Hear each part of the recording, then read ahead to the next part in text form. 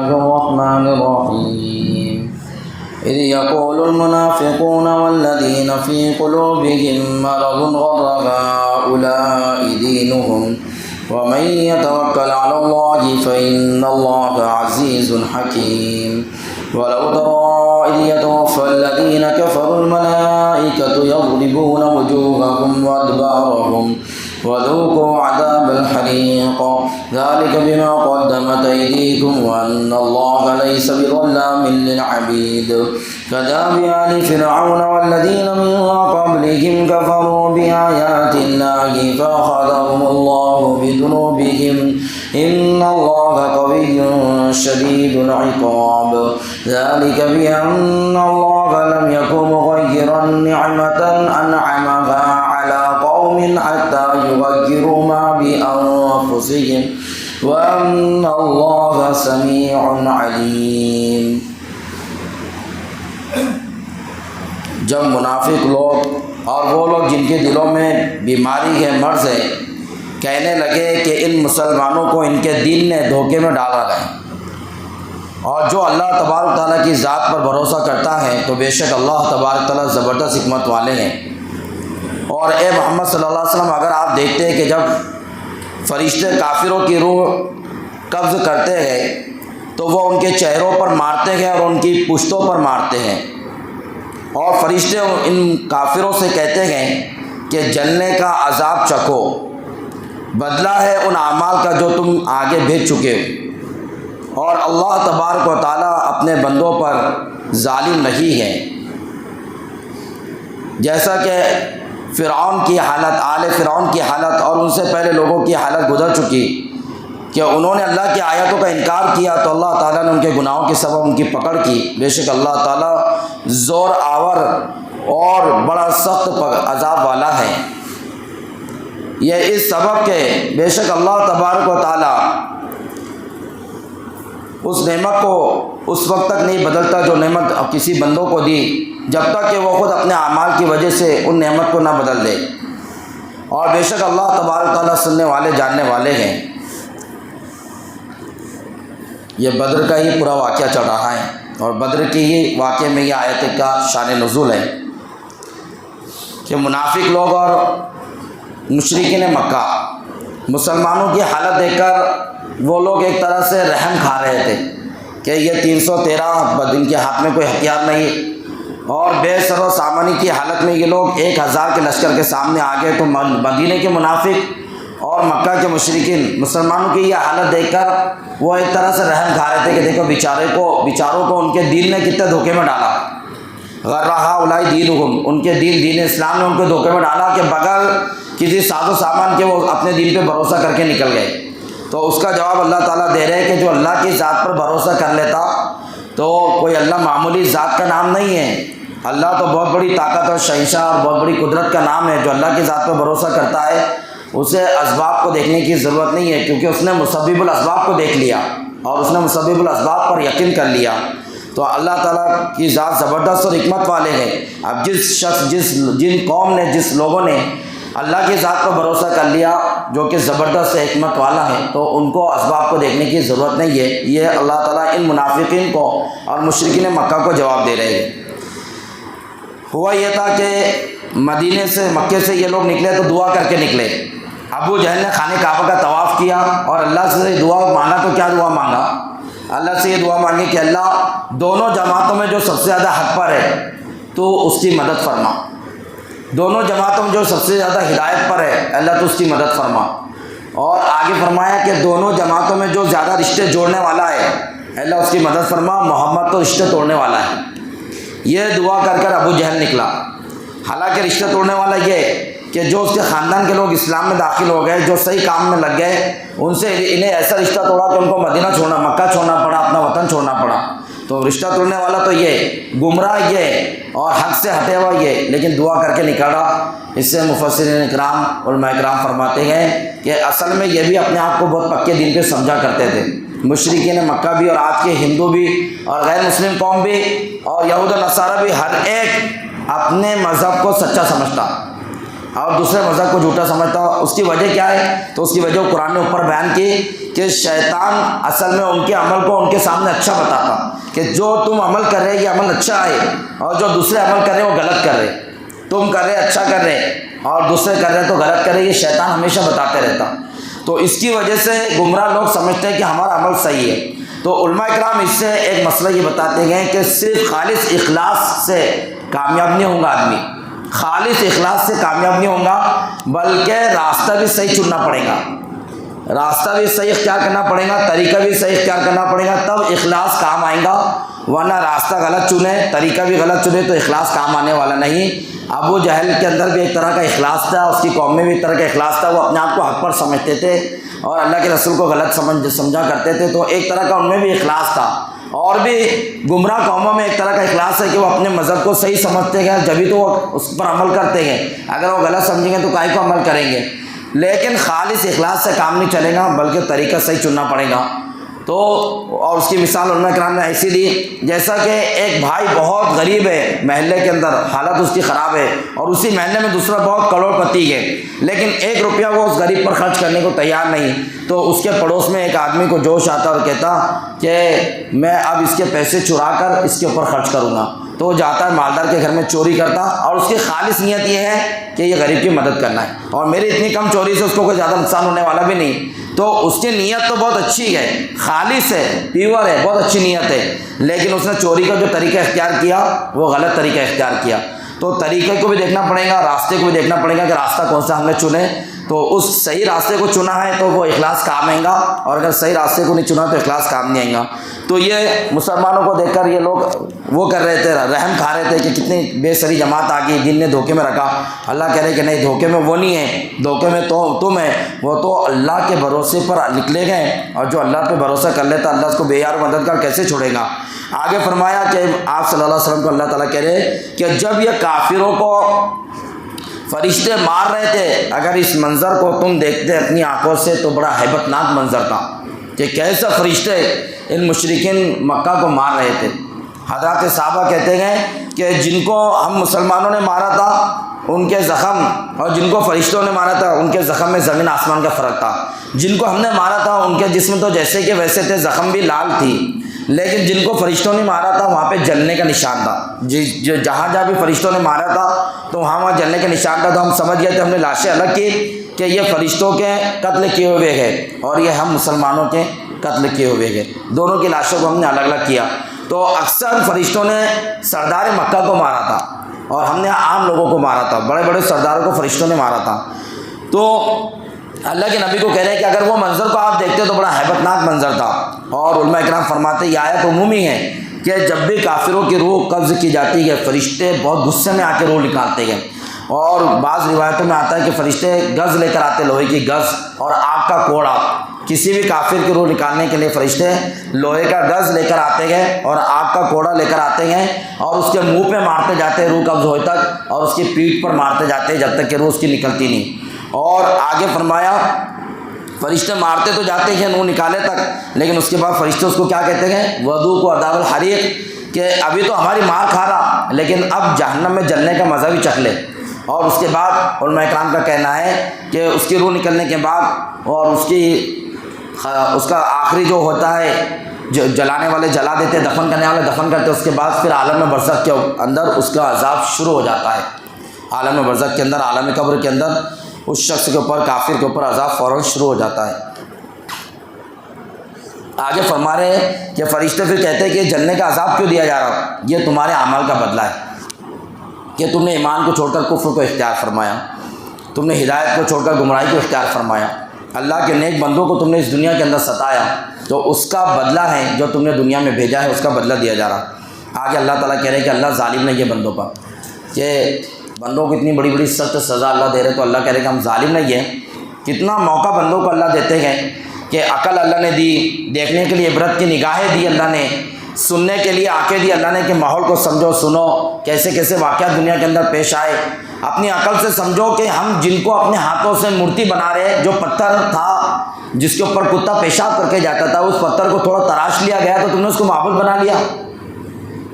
تم نے اس کو خدا بنا لیا، جبکہ وہ پتھر تھا، اس کے اوپر تو کتا بھی پیشاب کر کے جا رہا، کوئی انسان بھی اس پہ بیٹھ رہا، کوئی اس پہ پیشاب کر رہا، کوئی اس کو کیا کر رہا، اور کیا یہ تھوڑا سا اس کو تراش لیا گیا تو تم نے اس کو اپنا معبود بنا لیا، تو تمہاری عقل کہاں گئی تھی؟ تم کو خود سمجھنا چاہیے تھا کہ بے بس چیز کو اپنا معبود کیسے بنا لیا، محتاج مخلوق کو اپنا معبود تم نے کیسے بنا لیا؟ تو ایک تو تمہاری غلطی ہے اس کے اندر، تم کو سمجھنا چاہیے معبود کو چھوڑ کر تم نے دوسروں کو معبود بنایا، اور انبیاء علیہ السلام کا سلسلہ میں نے جاری کیا اور کتابوں کا سلسلہ جاری کیا، اس کے بعد بھی تمہارے سمجھ میں نہیں آیا، تو پھر اللہ ظالم نہیں ہے، ظالم تم خود ہے، تم نے یہ ایسے عمل کیے جس کی وجہ سے تم کو آج سزا دی جا رہی ہے۔ اور آگے پھر بتایا عبرت کے طور پر کدا بھی آل فرعون، تمہارے سامنے فرعون کے پورے آل اولاد، اس کا لاؤ لشکر کا پورا واقعہ ہے کہ اللہ نے اس کو دریائے کلثم کے اندر، جس دریا کے اوپر فخر کیا کرتا تھا اسی دریا میں اس کو غرق کیا۔ پوری دنیا کے لیے عبرت ہے، آج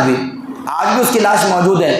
اگر یہ کافروں تک نہیں بھی دعوت پہنچ رہی تو یہ موبائل میں یوٹیوب پہ تو فرعون کی لاش کو تو دیکھ رہی ہے، تو ان کو سمجھنا چاہیے کہ فرعون کے یہ انجام کیوں ہوا، تو ان کو سمجھنا چاہیے جب دنیا کی باریک باریک چیزوں کی تحقیق کرتے ہیں اور باریک باریک چیز کی تحقیق کرنے کے بعد اس کے آخری نتیجے پہ پہنچ جاتے ہیں، آخری انجام پہ نتیجے پہ پہنچ جاتے ہیں، تو فرعون کے انجام پر اور فرعون کے نتائج پر تم کیوں نہیں پہنچے؟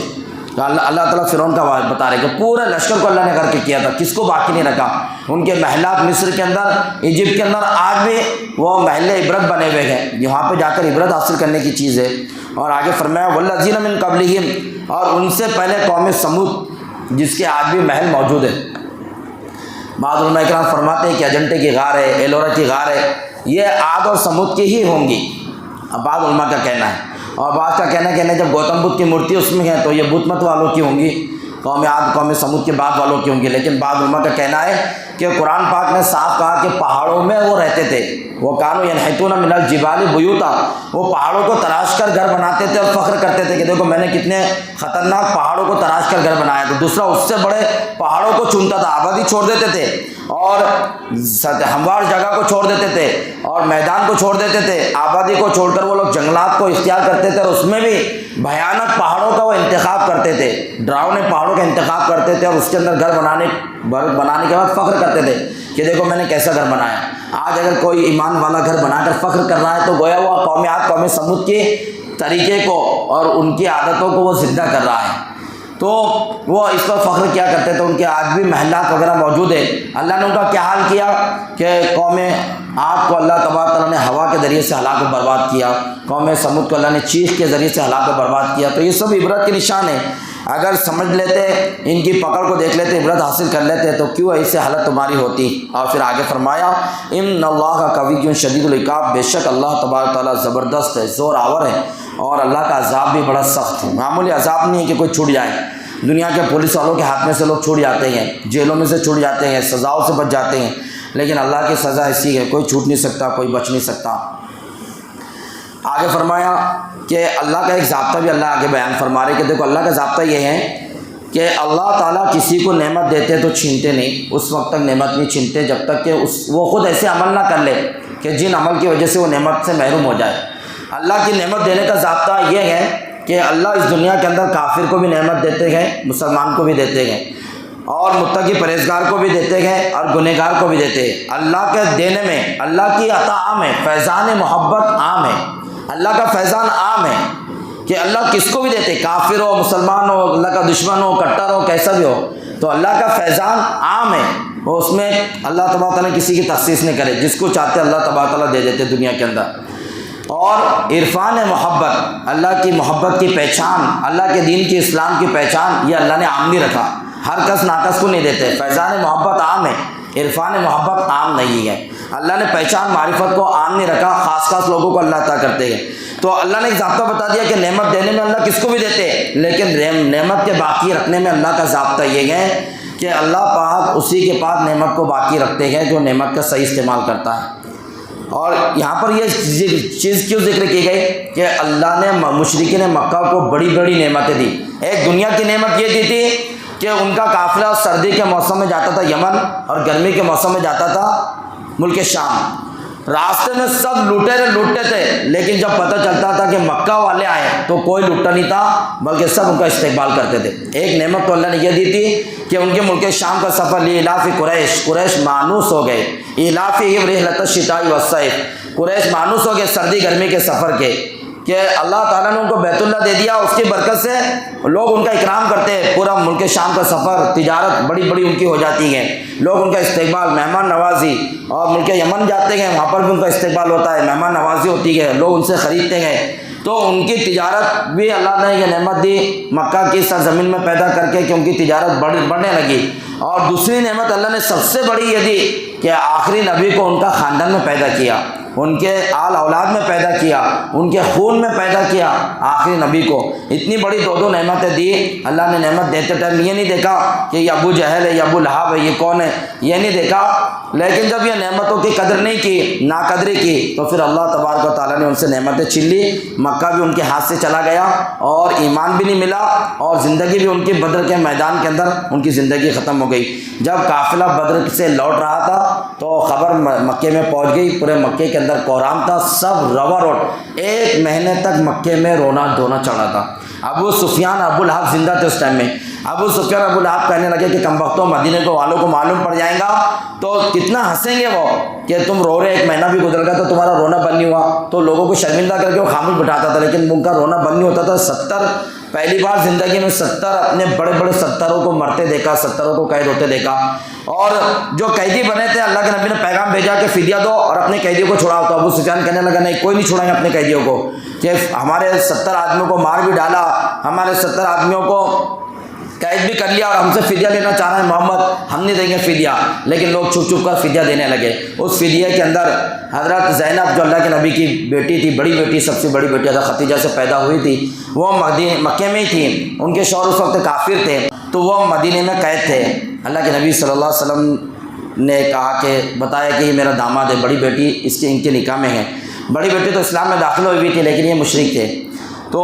اللہ کے نبی نے کہا کہ نہیں، تم کو بھی نہیں چھوڑا جائے گا، تمہاری طرف سے بھی فدیہ آنا چاہیے۔ تو حضرت زینب رضی اللہ تعالیٰ عنہا نے اپنا ہار جو حضرت خدیجہ نے نکاح کے وقت ان کو دیا تھا، سونے کا ہار، وہ بھیجا۔ اس سونے کے ہار کو اللہ کے نبی نے دیکھا تو حضرت خدیجہ کی یاد آ گئی، رونے لگے اور کہنے لگے یہ ہار تو میری بیٹی زینب نے دیا، اور میری بیٹی زینب کو میری بیوی حضرت خدیجہ نے نکاح کے وقت دیا تھا۔ تو حضرات صحابہ نے کہا اللہ کے نبی یہ ہار ہم نہیں لیتے، آپ بغیر فدیہ کے واپس کر دو اور یہ ہار اپنی بیٹی کو واپس کر دو۔ تو کہا کہ ہم فدیہ تو نہیں لیتے تم سے، لیکن ایک شرط یہ ہے کہ ہماری بیٹی کو روانہ کر دو، ہماری بیٹی اب تمہارے نکاح میں نہیں رہیں گی، تم کافر ہے، ہماری بیٹی مسلم ہے، تمہارے نکاح میں نہیں رہ سکتے، ہماری بیٹی کو واپس کر دو۔ اللہ کے نبی صلی اللہ علیہ وسلم کی بیٹی جب واپس کی جا رہی تھی تو وہ حمل سے تھی حضرت زینب۔ راستے میں مشرکین مکہ نے روکا، ابو سفیان نے روکا،